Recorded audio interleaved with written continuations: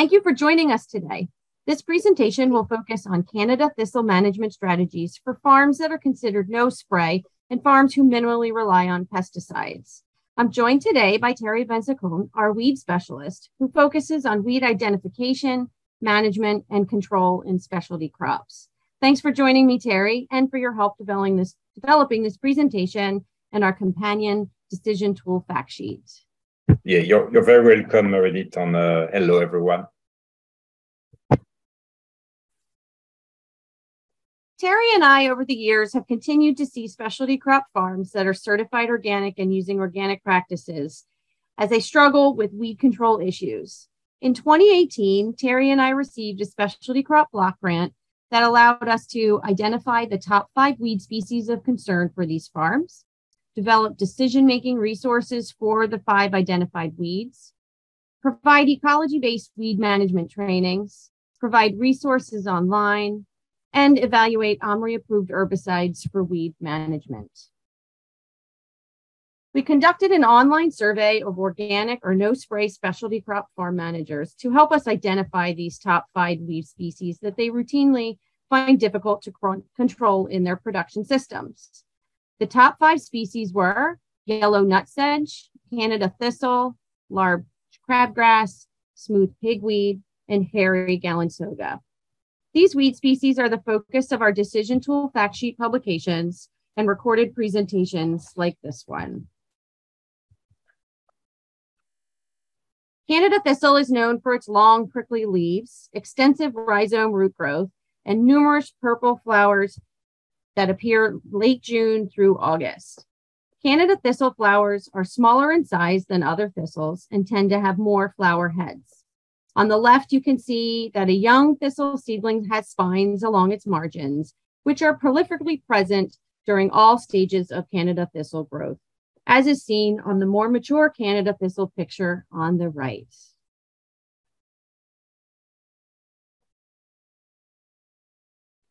Canada thistle rhizome roots are a major reason for Canada thistle spread. This photo shows 2 years of Canada thistle root growth from an original root that was just 1 foot long. A theme in this presentation will be repeated management methods throughout the year, across multiple years, in order to control an existing Canada thistle population. Meredith, if I can Sure. provide some comments regarding this picture, because it's really a very informative picture on what the problem with Canada thistle is, that many people can just control what is above the surface of the ground. But this picture is a good illustration of what's going on below the surface of the ground. And as long as you're not getting control of what is above the ground, what is below the ground, sorry, you will keep getting Canada thistle population emerging over time. Yeah, it's amazing to see that picture. And I know I really sat and looked at it for a while the first time I saw it, because it's amazing the difference between above ground and below ground, and really shows the potential for those energy reserves. And so as long, right, as those rhizomes are alive underneath the soil, we'll see that Canada thistle will continue to spread under the soil with that vegetative growth popping up above ground. And so, right, when we see a field where there might be a dense population of Canada thistle in one particular area, we would expect to find that rhizomal growth underneath as it spreads in environments that are conducive to its growth. So we wanted to focus a little bit on what is it that encourages what environmental conditions are conducive to thistle growth in our farm environments. And so, low management crops, so crops that there's not a lot of cultivation, where you plant it and you leave it undisturbed for a while before you come in and maybe do some light management or some harvesting. That kind of environment encourages thistle growth because it's not being disturbed. The roots aren't being disturbed, as well as the vegetative growth is not being disturbed. Areas where there's infrequent cultivation, so right, that lack of disruption of the root system and that vegetative growth, And then areas where maybe cultivation happens maybe just a few times during the season. So there's cultivation followed by a period where there is no management. And that allows for the dispersal of root fragments to spread during that cultivation event, and then enough time for the vegetative growth to come from those root fragments. Canada thistle prefers full sun environments. So areas where crops are not densely planted, right, that allows that sun to reach the vegetative growth and provides a conducive environment. And certainly allowing the thistle to continue to grow and mature and produce seeds. And the seeds can be easily transported around the farm, providing rapid spread of Canada thistle. So it's not just dependent on that root growth. Anything you want to add here, Terry? Yeah, Mary, this is a great point because with Canada thistle, we can not only focus on what's going on in the field. We need to start considering what's going on in the neighborhood, especially because this Canada thistle seed can easily travel, be dispersed by the wind.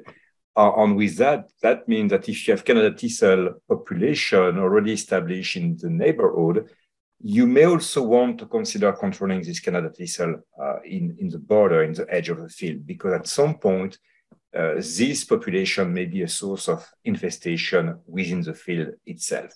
So do not just focus maybe on what's going on in the field, but also look at what's going on around the field. Sure. And I know we've had conversations with farmers about neighboring fields that have been left fallow, where Canada thistle is growing and is a source of seed that's, wind dispersal into farms that are being managed, and certainly where they're trying to manage the thistle population. Flowers are a sign you got to get in there and deal with it before it goes to seed.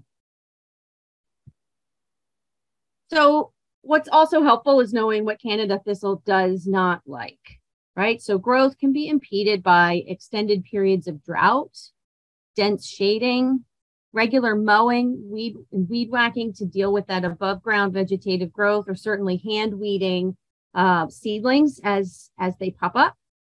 Grazing with livestock, so certain, goats, I think sheep will eat some thistle, especially the tender younger shoots. And that can certainly help get rid of some of those energy reserves as the plant keeps continuing to grow back.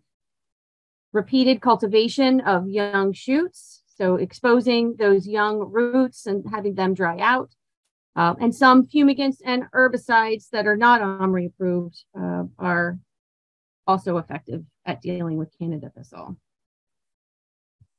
So Mary did something really important to look through in this slide is when you're mentioning regular mowing, it's really critical because you really want to force the plant to use all the nutrients that have been stored in these huge root systems that we show you on the picture before. So by regularly mowing, you're forcing the plant to use what is stored in the root system without allowing the plant to replenish it. So that's really important. The second comment here is regarding herbicides. Unfortunately, if you really want to get an effective herbicide for controlling Canada thistle, you need to get an herbicide that can move into the root system. These kind of herbicides are not available for organic growers because most of the herbicides that are available these days, such as acetic acid, are only contact herbicides. They will just be burning what have been exposed to the herbicide spray. They will not be moving into the root system.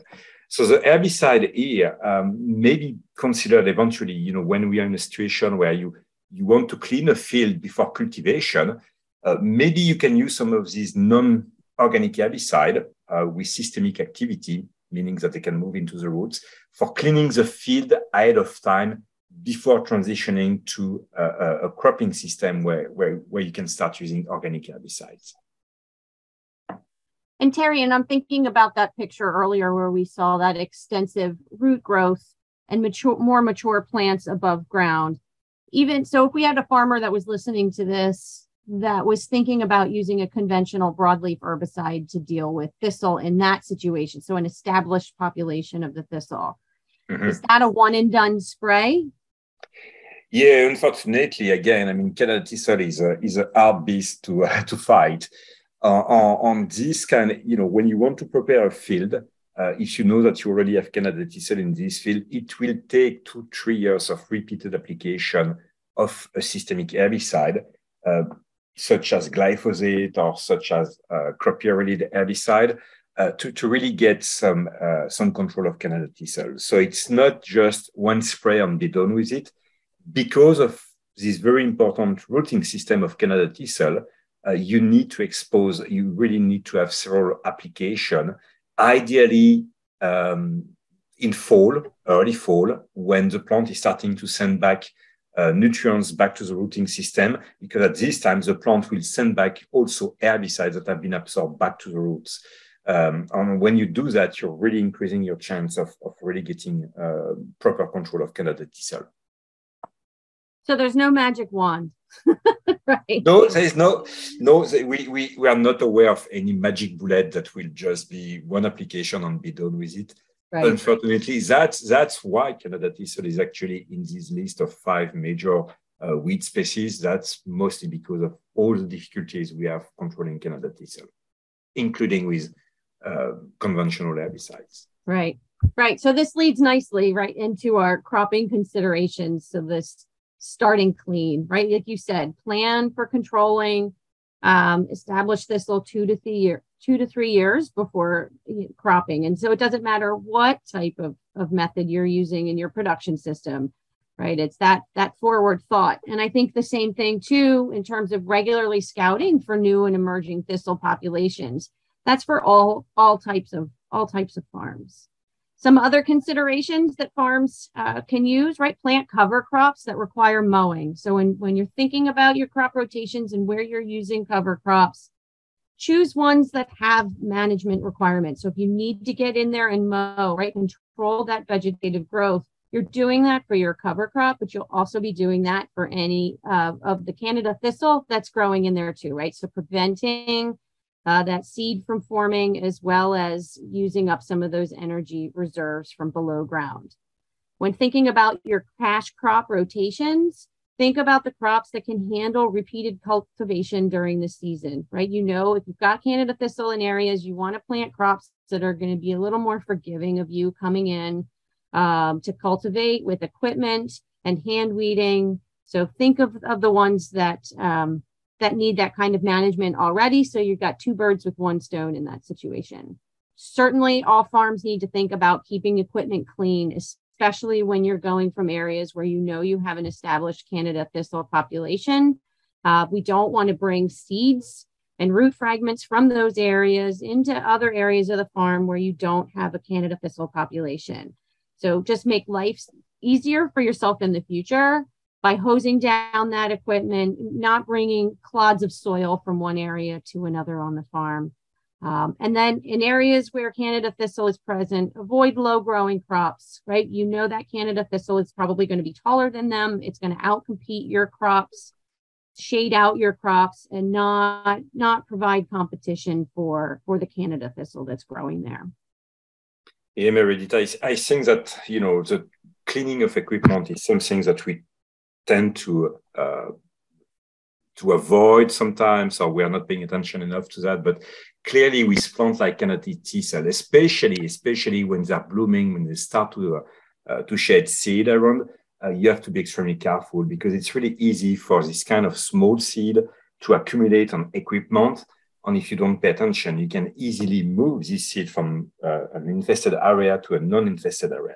If you're an organic grower, knowing how difficult it will be to control Canada Thistle later, avoiding in the first place to get it into the field is really something that should be a high priority. So really pay attention to cleaning equipment to avoid introducing seed that you don't want in a field where you don't have Canada Thistle at this point. And I think the spoiler alert for all of these weeds that we'll be talking about in following presentations is that cleaning equipment is a theme, right? It's not just Canada thistle. It's many weed species. It's a good practice overall, and just trying to keep things clean and prevent future problems, right? Yes, that's definitely something to consider. Maybe something I don't remember if we discuss it here, Meredith as well, is because Canada thistle can propagate both by seeds, but also by rhizome. Be careful when you're working the ground, when you're cultivating, to not contribute to Canada thistle spread by cutting small fragments of Canada thistle. It doesn't take a big fragment of Canada thistle rhizome to generate a new plant. So be also careful when you're cultivating the ground to not cultivate areas where you know that Canada thistle is already there, because instead of controlling it, especially if you just do a single cultivation, instead of controlling Canada thistle, you will help Canada thistle to spread. So that's also something to consider when you're thinking of cropping. Right. So in terms of that repeated cultivation in a I hate to say typical growing season, because we don't seem to have those anymore. Everyone's different from the next. How frequent would you want to see someone in terms of if they start down that road of cultivation in areas where Canada thistle is present? Is that a 7 to 10 day cultivation time gap? Like, is it that frequent? It's something like around this base. It's maybe not 7, but at least every 2 to 3 weeks, get repeated cultivation. Maybe you will get a little bit of spreading initially, but later you will not allow the plant to establish itself, and you will force also the plant to deplete to regenerate new shoots. When you're starting the cultivation, that's a process where if you decide to start, you cannot stop.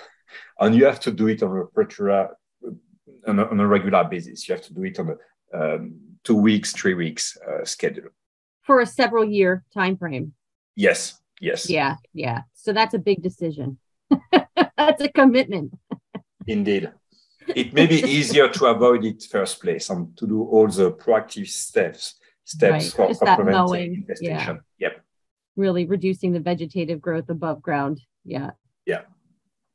All right. Thank you. So in terms of the to-do list for dealing with Canada thistle, we wanted to break things down by season, right? So what are the priority things that could be done to have the biggest impact on Canada thistle populations?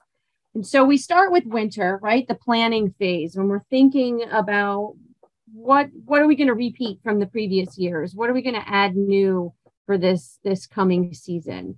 And so we really want existing Canada thistle populations to be considered when you're planning your crop locations, your crop rotations, any fields that might be allowed to go fallow, and certainly cover cropping that you'll be doing at the farm too. So thinking too in terms of the crops that you're growing, which crops will grow taller than Canada thistle? Which crops could handle frequent cultivation if that's the road that you head down? Certainly think about the strategies that you've used in the past. Have any of them worked more successfully than others, right? Repeat the ones that you've seen effect from, and then what methods could be added that you haven't tried before. Certainly also think about the equipment that you're using in the areas where you know you have Canada thistle. How are you moving that equipment across the farm, right? If you've got one piece of equipment or just 2 pieces of equipment, right? Sanitation is going to be a bigger focus for you than farms that have more equipment, that are able maybe to designate equipment to certain areas, and they're not so concerned about transporting the seeds and root fragments across the farm. So winter's a great time to do this type of planning and put that overlay, right, on all the other things you're thinking about in terms of your Canada thistle, and how does that impact those decisions that you're making? And I think, Meredith, a very important tool that people should be start considering at this point too is mapping. So winter will be the good time for really looking at mapping that you may have done the previous season, locating your Canada thistle population, and start building your management plan from this map that you established the previous year. Absolutely. Yeah, I love to talk about pathways on the farm, right? In terms of risks, whether it's weeds, produce safety, ergonomics, efficiencies. That bird's eye view of the farm gives a different perspective than when you're standing in the thick of it. So during the spring, we want to make sure, right? We talk about this keeping equipment clean as we've got a lot of equipment being used in the fields. We want to plant our spring crops as early as possible to give them a competitive advantage over the Canada thistle. Use narrow row spacing whenever possible to foster that high plant population and potential to shade out the Canada thistle. If we're using repeated cultivation on the Canada thistle, make sure that you've trained your employees who are going to be responsible for that. They understand the importance of the frequency of that, and that you have a backup plan for if that person falls through, and who is going to be responsible for that that cultivation. Because right, as Terry said, once you start, you can't stop, and it's not just a one season plan, right? You're moving forward multiple years until you really deplete the energy supply. Have a plan for hand weeding young shoots once they emerge, because it's so much easier to get them out of the ground than one with an established root system. Be prepared for that routine weed whacking and mowing of established populations to use up those energy reserves. Thinking about spring planting of cover crops, right? Making sure that you're getting the right amount of seeds per acre, so you've got a dense population there. And keeping up with management of that cover crop, particularly if mowing is involved. And certainly continuing to monitor populations throughout the season and consider adding in any of the other potential management strategies that you're not using. Yeah, Meredith, scouting on monitoring your population is really critical with Canada Thistle. When you look at the plant, you have this huge rhizome, meaning that the plant can keep emerging pretty much during the entire season. So it's not like for some annual weed species where you will have most of the emergence for some species concentrated in May, June, or eventually later in the season for some other species. With Canada Thistle, you can have emergence from early spring to fall. So it's really critical to not, to really do a good job at scouting for emergence of new shoots. Especially to avoid the establishment of new population in areas where you don't have Canada Thistle at this point. Yeah, and I think the hard part is all of these things take time in an already busy schedule. And really this is a weed issue that should be considered a priority, right? Because it's only going to get worse year after year of not dealing with it. Indeed. So during the summer months, you'll want to continue keeping your equipment clean. If you're going the cultivation route, right, keeping up with that at the appropriately timed intervals. Keep up with that weed whacking and mowing and hand weeding of those young shoots that come up. And then that monitoring, right? So we're monitoring all season long because it's something that'll keep regenerating. And it'll happen really quickly if you turn your back on it and you're not paying attention. During the fall, we are repeating the same strategies that we started in the spring with the addition of planting dense fall cover crops in areas that are appropriate, that are going to help slow the growth and hopefully outcompete some of that Canada thistle that you're dealing with. And Terry here also really wanted to make sure that we were talking about that. Start eliminating thistle from areas that will be cropped in the future by spraying a systemic herbicide, right? So if yes, go ahead. I'll let you elaborate. No, it's probably the best. It's not the only time to use systemic herbicide for controlling Canada thistle, but it's probably one of the most efficient time to do it. Mostly because in fall, before the first frost, definitely before the first frost, you need the plant will start moving back nutrients that have been produced and stored in the leaf, in the stem above ground. The plant will start moving back to the roots because winter is coming. So that may be the good time where you can take this opportunity of having the plant moving back these nutrients back to the roots. To use some systemic herbicides that can travel with a sap into the root system, into the rhizome. And that can provide you better control over time because that will maximize the load of systemic herbicides, the load of effective herbicide into the root system, And that will definitely help you in the future by reducing the proportion of shoots that may be emerging next year from these rhizomes. So that's really important to do at this time. It may be not the only time. Usually we say that with systemic herbicide, you may want to spray right before bloom in spring. That works as well for containing the Canada thistle during the season. But really, if you have the perspective of eliminating Canada thistle prior to cropping, you want to use some of these systemic herbicide really in fall for maximizing your chance of controlling Canada thistle. Yeah, and I think for some people, that might be a viable option, right? If they're at the beginning of transitioning into, they're getting certified organic, or maybe they're not going to get certified organic. And so dealing with a large problem in this way is going to be a lot more efficient for them. Whereas others, right, they're just going to accept the fact that it's going to take a lot of work for several years to get the population under control.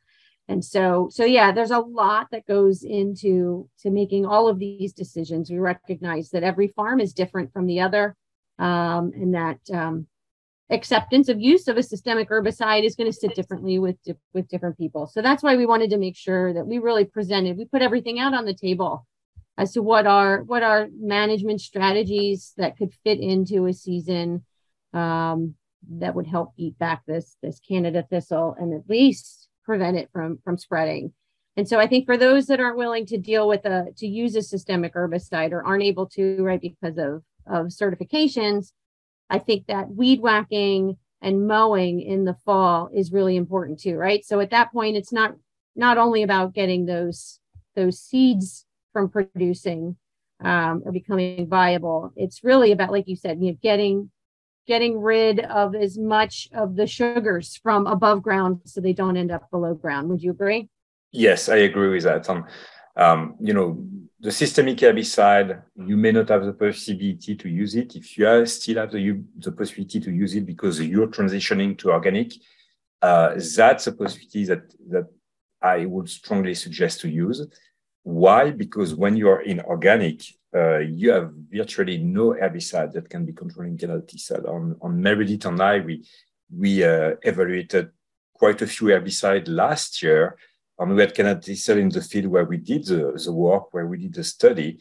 On none of them, regardless of the stage of Canada thistle, provided any kind of control. And it's mostly because they don't have this systemic control. That's because they're just burning the leaves, they are not moving into the rhizome, and because of this huge rhizome, the plant will keep pushing new shoots. All right, so wrapping all of this up, right? We want to make sure that farmers are considering how the Canada thistle population became established on their farm in the first place, right? That's going to be really informative to determine the management strategies over time. And to consider, is there anything that can be done to prevent that movement of Canada thistle from outside of the farm to on the farm, right? So maybe it was you borrowed equipment from somebody and didn't realize, right, that the soil on the piece of equipment had seeds or root fragments. It could be, wind blowing from a neighbor's property. So really think about, how did it get there in the first place? Or maybe it's just been there forever, right? That could be too. You might not find out the answer to that. So some of the questions that we'd like to see growers consider, right? Where are your current infestations of Canada thistle? What are your priority areas for control with this? How big of an infestation is it? How has it evolved and changed over time? And what do you think the factors were that led to that? Are there things that you have control over that could minimize that in the future? Have any of your cropping rotations impacted the infestations?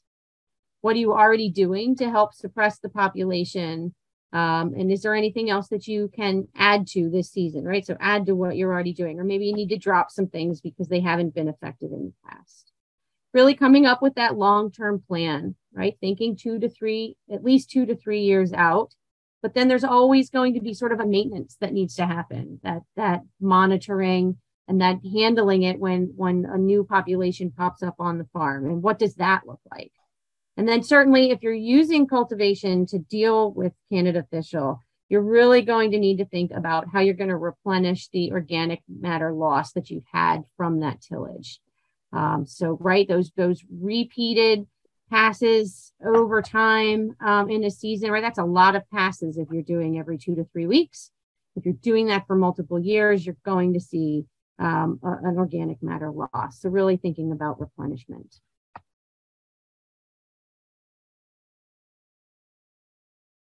And so to review, right, the earlier you start management of Canada thistle on your farm, the smaller the population will be overall that you have to manage. The goal is to remove as much plant material as possible to deplete the energy reserves stored in the roots and to prevent seed formation. So some key management strategies that we've discussed to achieve this goal are using repeated cultivation on young seedlings only if you can consistently cultivate on a 2 to 3 week schedule for several years to keep ahead of new plant formation. Regular mowing and or weed whacking of existing populations from spring through fall on a 7 to 10 day schedule. Cover crop densely when possible with crops that require regular mowing. Hand weed young shoots spring through fall before they have 3 formed leaves. And when possible, utilize goat, sheep, and cattle to graze infested areas spring through fall. Any last thoughts, Terry? Well, yes. I mean, I think you summarize it here, Meredith. It's pretty much using all these techniques together, all this strategy together. It's doubtful that just a single strategy, cover crop alone, will be effective. You need to mix all this strategy together at some point to get some effective result for controlling Canada thistle.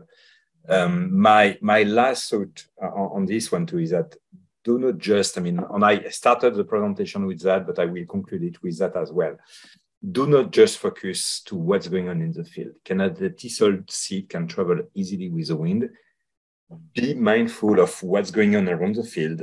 If you cannot control it around the field, at least make sure you can mow what's going on around the field to make sure that you're not getting seed traveling into your field. So maybe you cannot get control, maybe you will not get full control around the field, but at least if you can if you can prevent Canada thistle to start producing seed around the field, that's something important as well, because it may reduce the chance of getting Canada thistle seedlings emerging in your field. Sage advice. Well, thank you so much, Terry. This was nice talking to you today about Canada thistle. I hope some of these resources are helpful to those that are listening. And as a reminder, you can find our Canada Thistle Decision Tool fact sheet linked in the YouTube description from the video you're watching now, or you can scan this QR code to access it directly. We will be posting more of these presentations and fact sheets specific to the 5 weed species that we're focusing on for this specialty crop block project. We'd like to thank New Jersey Department of Agriculture and USDA for the funds to do this work. Thanks so much.